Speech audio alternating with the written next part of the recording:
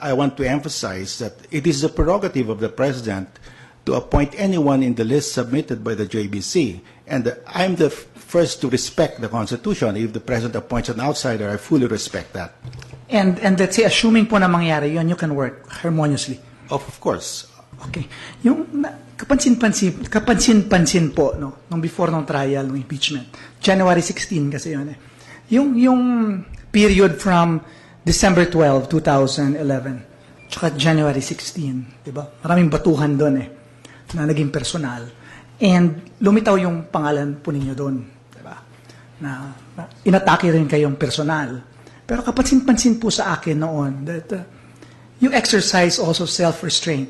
We were expecting you to hit back. Diba? We were expecting, yun naman ang natural, hit back. Pero tumahimik po kayo eh. Diba? So, I just want to know what were you thinking at the time? No? Parang gusto ko lang po malaman yung iniisip nyo na, yan talaga, karakter nyo ba talaga ho yun na Justice Carpio? Or parang sabi mo, sige, dyan naman yung Kongreso eh. Dyan naman yung Committee on Justice eh. So gusto ko lang malaman po because it's important to me na malaman yung karakter nyo rin po for this nomination. Well, I maintain my silence for several reasons. First, there were pending cases in the Supreme Court regarding the impeachment. And if I have to say something, I might be asked to inhibit in these cases. I didn't want to inhibit myself. Secondly, I take a long-term view of these things. No? At the end of the day, all these accusations will be exposed as false because I know they're not true. Like, I was accused of being one of those who schemed to impeach the former Chief Justice, that I was scheming with President Aquino and with Secretary Marojas. But I'd never talked to these people. In fact, what they're saying is, I'm not close to the President, that's why I won't be appointed. Sino po nagsabi? People are saying that. But So hindi po totoo nag-scheme kayo? Hindi of totoo. course, you would know that because I never talked to you. I mean, how can I convince about 168 congressmen to sign the impeachment? Hindi po. That's not the issue, yung convince. Kasi wala pong makakonvince. Kahit sa akin po, walang makakonvince. Isa lang ako. So yun po yung mga reasons. Bakit tumahimik? Yung gusto ko lang malaman, bakit kayo tumahimik? Yung self-restraint. Yeah, because there were pending cases. I didn't want to inhibit myself from these pending cases. Nung impeachment po, yung sinasabi namin that it was necessary for us to restore the independence, credibility, honor, and integrity of the judiciary and the Supreme Court in particular.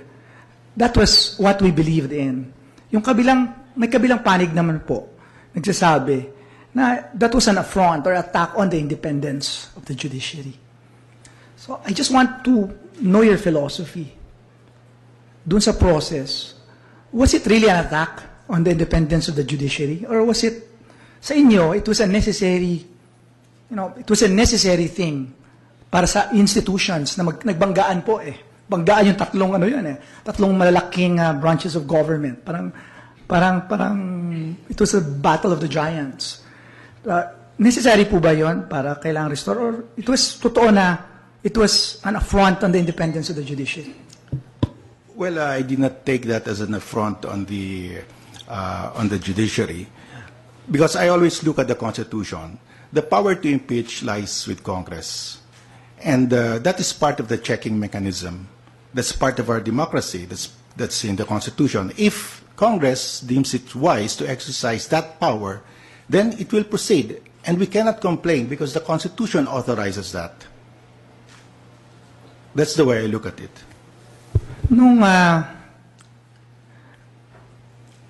Marami po, may sektor rin, no? May sektor rin, let's say, sa legal profession na sinasabi nila, okay yan si Justice Carpio eh. Diba?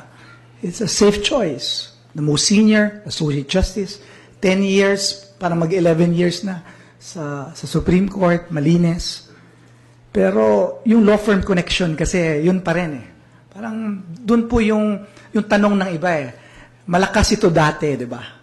Tapos babalik na naman itong lalakas. At dihado naman yung mga ibang law firms. Yung mere inhibition, for example. Alam naman natin yung inhibition, hindi naman ibig sabihin na wala na nangyayari, di ba? Pwedeng sa likod gumagalaw eh. So, what's the assurance po? Na assuming po na kayo yung mahirang na like ngayon, acting Chief Justice, talagang permanent na Chief Justice po kayo. Ano po yung assurance po, let's say, not just the legal profession, but yung mamamayang Pilipino na yung isang issue na to na binabato sa inyo talaga, di ba? Yung law firm connection, CVC. Ano assurance po natin na hindi po makakahadlang yon sa pagiging isa sa pinakamabuting Chief Justice kung sakasakali?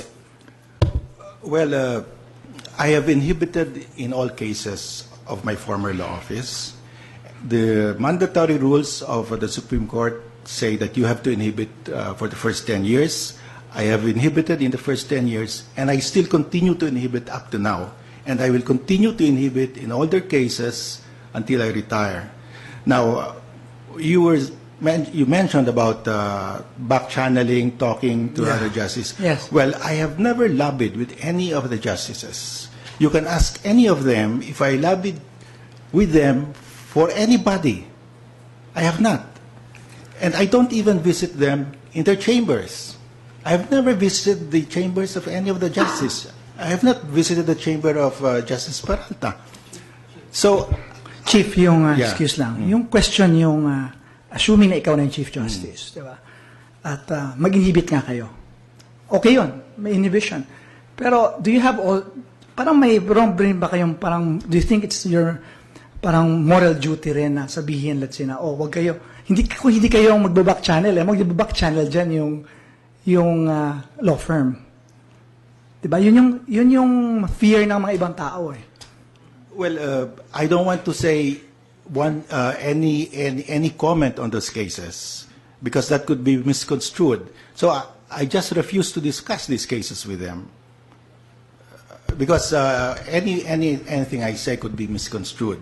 And you can ask any of the justices if I ever approach them on any case, not only for my former law firm, but for anyone. And I've maintained that since the day I joined the court. Now, if they want to join me in my ponencia, I welcome them. But I do not even go to them, even in political cases, I don't even go to them in their chambers to try to convince them on constitutional cases. If they want to join me, they can join me. That has been my policy ever since. Okay po. We go to the next question. Ito po yung naging parang mag-11 years na po kayo dito as Associate Justice. Magdadalawang buwan na po kayong Acting Chief Justice. At yung premise po kasi namin po at least kami sa direct representatives of the people, may problema talaga yung judikatura. Sa amin, may problema talaga. Not just judiciary, yung Supreme Court mismo.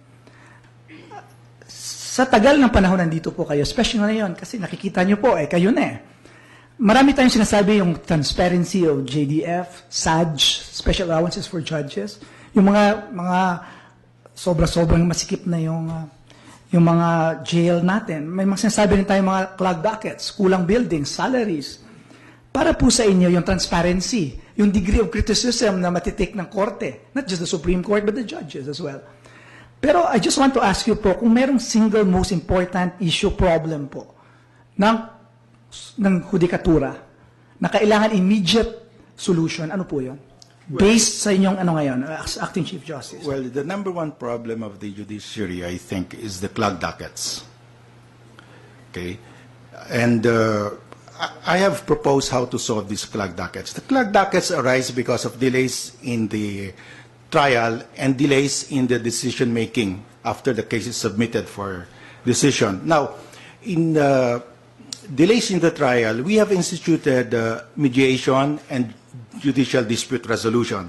Between the two of them, judicial dispute resolution and mediation have screens out about 78% of cases filed. So out of 100 cases filed, 78% are settled amicably between the parties through mediation and judicial dispute resolution. Now, we still have, after JDR, we have pretrial. And I think at pretrial, we can still increase that by 5%. Now, we have